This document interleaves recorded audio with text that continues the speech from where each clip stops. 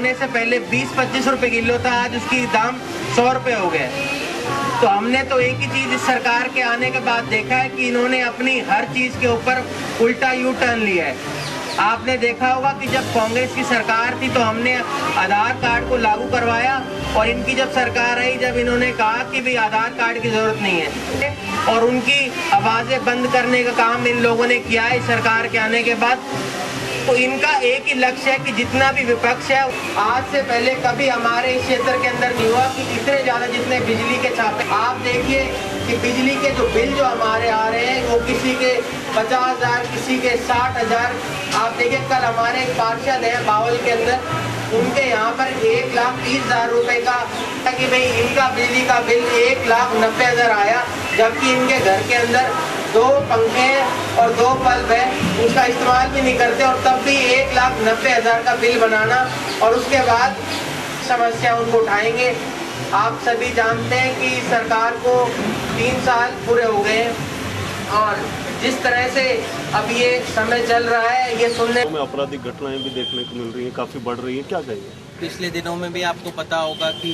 खुराना वाले जो हैं और भी हैं 3-4 दुकानें, उनके अंदर वारदात हुई, चोरी हुई। उससे पहले भी बाज़ार के अंदर इस तरह की हरकतें होती रही हैं। तो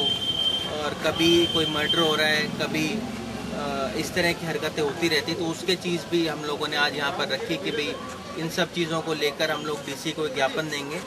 और उसके खिलाफ भी हम लोग हमारी आने वाले समय के अंदर मुहिम चलाएंगे। वही मैंने आपको बताया कि व्यापारी जितने भी हमारे थे, जब मैं जो चोरी की वारदात हुई वहाँ पर गए, वहाँ भी उन्होंने यही बताया कि लाखों रुपए से हमारे यहाँ पर CCTV कैमरे लगाए गए, पर चोरी होने के कारण तब पता चला कि भी वो सारे जो CCTV कैमरा थे वो खराब थे। इससे साफ पता चलता है कि जो हमारी प्रशासन है उसका इस तरफ कोई ध्यान नहीं है, और कानून व्यवस्था शहर के अंदर बहुत ज़्यादा बिगड़ चुकी है। हम लोगों ने DC साहब को इस चीज़ के ऊपर एक मांग पत्र भी दिया था कि भाई वो लॉ एंड ऑर्डर को सुधारें, पर हमें इस तरह की कोई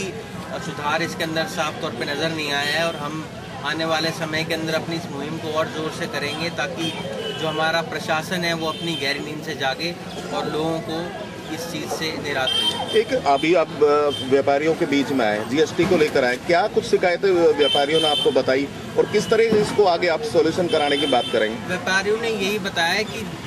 बताया कि हमारी जब कांग्रेस की सरकार थी तब भी हम लोगों ने ये बात रखी थी कि GST बिल को लागू करना चाहिए, पर उस वक्त हमने